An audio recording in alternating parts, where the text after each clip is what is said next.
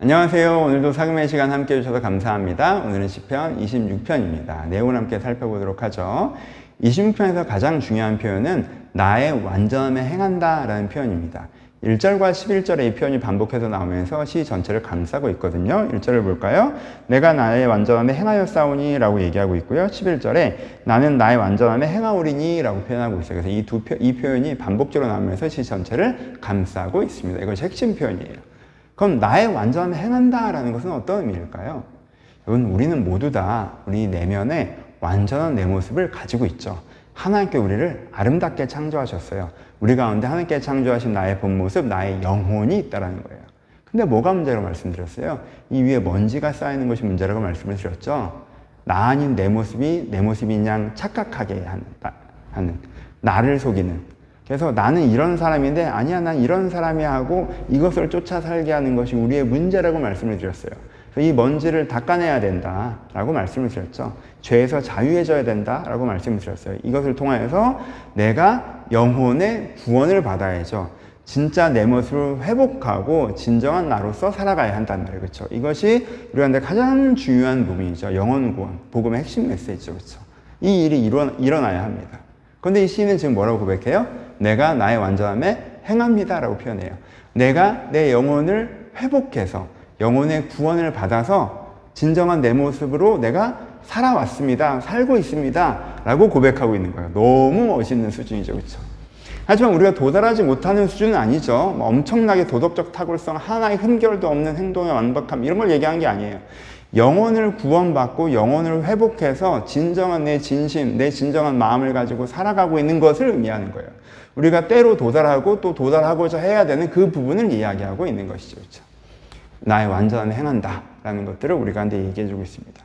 그 다음에 구체적으로 나의 완전함에 행하는 것이 어떤 것인지를 이야기하고 있죠. 두 가지로 얘기하고 있습니다. 하나는 하나님을 사랑하는 것이라고 얘기합니다.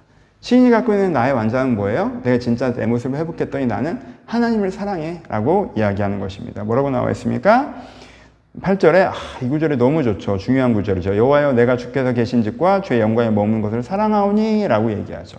또 뭐라고 얘기해요? 내가 어려움 중에도 흔들리지 않고 주님을 의지한다 라고 얘기해요. 또 뭐라고 얘기해요? 주의 은혜를 널리 전한다 라고 얘기하죠. 그러니까 이 시인이 내 영혼을 회복해봤더니 어떤 마음으로 살아가요? 하나님을 사랑하고 하나님께서 해가시는 위대한 일들을 사랑하고 어떤 어려움이 와도 하나님과 동행하고 또 그 하나님의 놀랍고 기이한 일을 사람들한테 전하는, 하나님과 사랑하면서 하나님을 사랑하는 그 마음으로 내가 하나님과 더불어 살아가는 것이 시인이 갖고 있는 완전함이라고 표현하고 있는 것이죠. 그렇죠? 이게 자기의 진심이고 본 모습이라고 얘기하는 거예요.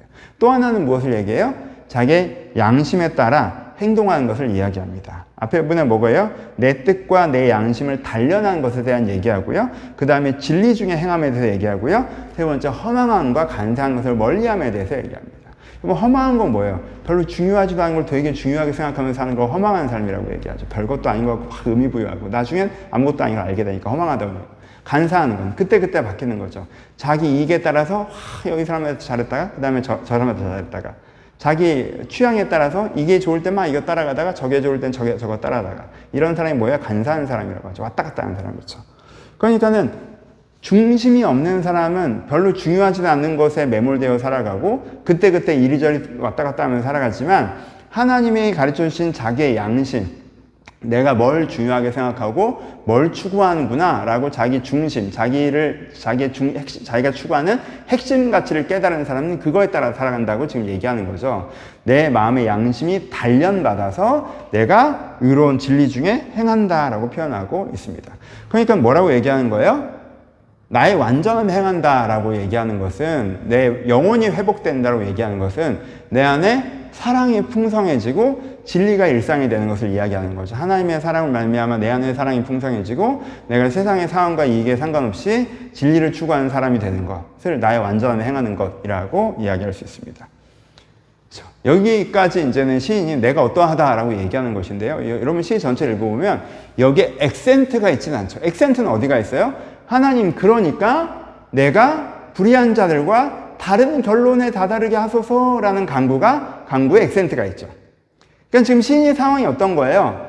나는 하나님 앞에 완전한 삶을 살아가고 있는데 내가 하나님께서 주신 그 은혜의 진심을 가지고 살아가고 있는데 삶의 결과나 상황들을 보니까 나쁜 사람들이랑 비슷하게 이렇게 묻어서 가는 거예요. 그렇죠? 비슷한 결과로 떠밀려 가는 거예요. 도매급으로 나도 같이 휩쓸려 가는 것 같아요. 그래서 하나님, 저는 이 사람들이랑 다르잖아요. 저에게 결과는 다르게 주셔야죠. 하나님, 제가 하나님 앞에 완전하게 행하는 자인 거, 하나님을 사랑하는 자인 거, 하나님의 선한 양심에 따라 사는 사람인 거 아시죠? 저에게 다른 결과를 주세요 라고 간구하는 것들이 이 시의 액센트로 표현되어져 있습니다. 적용하면서 마무리합시다. 첫 번째, 이게 하나님을 의지하는 것에 대한 얘기가 요즘에 계속 나와 있는데, 여기서는 그 중에 이제 3단계를 이야기하고 있는 것이죠. 중심을 지키고, 그 다음에 내가 걸어가야 될 데를 지키고, 내가 잘 걸어갔다면 하나님의 구원을 기다리는 것이 필요한데, 여기서 이제 세 번째, 나는 하나님 앞에 완전하게 행할사오니 나를 저들과 다른 결과, 하나님의 구원의 결과를 만나게 하소서라는 부분들에 나와 있습니다. 그리고요, 이제 적용, 이제 구절들을 여러분들이 좀 다시 기억하고 적용해 보셨으면 좋겠는데, 26절에 정말 중요한 표현들이 나온다고 생각해요. 첫 번째, 이미 계속 하고 있는 거죠. 나의 완전함에 행한다는 이 구절을 여러분들의 마음에 좀 담아 주셨으면 좋겠어요. 그럼 여러분들이 시편이나 성경을 읽으시다가 이런 표현이 나오잖아요. 그럼 되게 겸손하게 확 거리를 둬버려요. 나랑은 상관없는 얘기다. 완전함, 그건 나랑은 너무 안 맞는 말이잖아 하고 이제는 상관없는 얘기에 거리를 두시는데, 그러시면 안 되고요. 나의 완전함 행한다라는 것이 우리가 근데 지향점이 돼야 돼요. 거기까지는 안 되더라도 맞아, 저래야지 라고 가셔야 돼요. 맞아, 내가 내 진심도 아닌 마음을 내 진심인 양 허탄하고 간사한 이렇게 살면 안 되지. 내가 중요하지도 않는 것에 막 신경 쓰인다고 지금 거기에 또 매몰되고 간사하게 뭐 내 취향 따라 상황 따라 이익 따라 이것 쫓아가고 나 이렇게 살면 안 되지. 그러지 않고 내가 내 진심, 하나님께 주신 내 영혼으로 살아가야지. 내가 내 안을 깊이 들여다보고 내가 정말 원하는 것, 내가 진정으로 추구하는 것, 하나님의 부르심, 그것을 내가 회복하고 살아가야지 라고 바라봐야 되는 게 있죠. 그렇죠?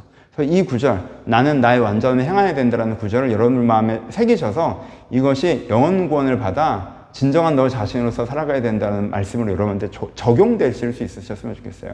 이 구절이 너무 좋은 구절인데 완전이라는 단어가 주는 부담감 때문에 우리가 그냥 외면하는 것 같아서 이 구절을 여러분들이 영혼 구원의 모토로 삼는 구절로 여러분들 적용하시면 좋겠다라고 생각하고요.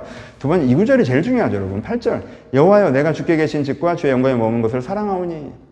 여러분, 성경에서 뭐 신약만 사랑을, 구약에서 얼마나 사랑을 많이 얘기하는지 시편을 통해서 알고 계시죠. 시편을 읽으시면요, 변화의 핵심을 사랑으로 얘기하는구나 라는 게 반복적으로 나와요. 오늘 26절에서 마찬가지죠.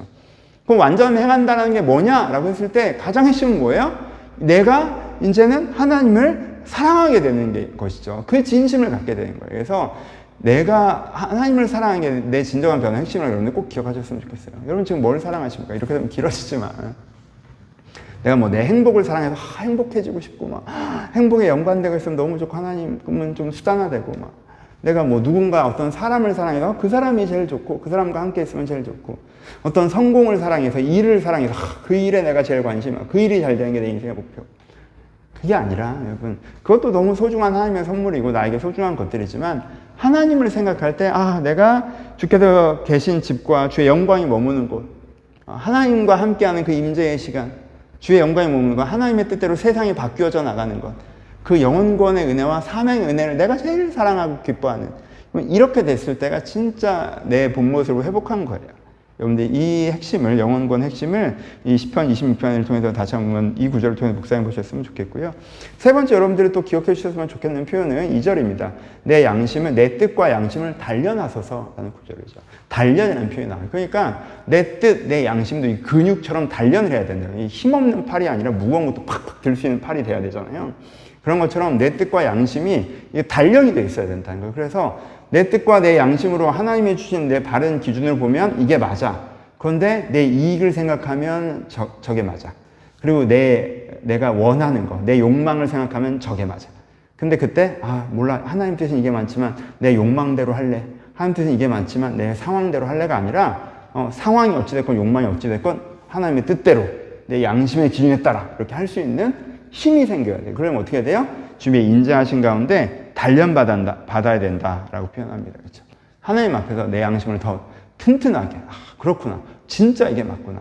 이게 진짜 내가 원하는 거구나. 이게 내가 진짜 추구하는 바구나. 이게 내가 추구하는 가치구나. 내가 이 기준을 어겼을 때 나는 내 자존감이 떨어지고 내가 진짜 원하지 않는 길로 내가 가게 되는 거구나.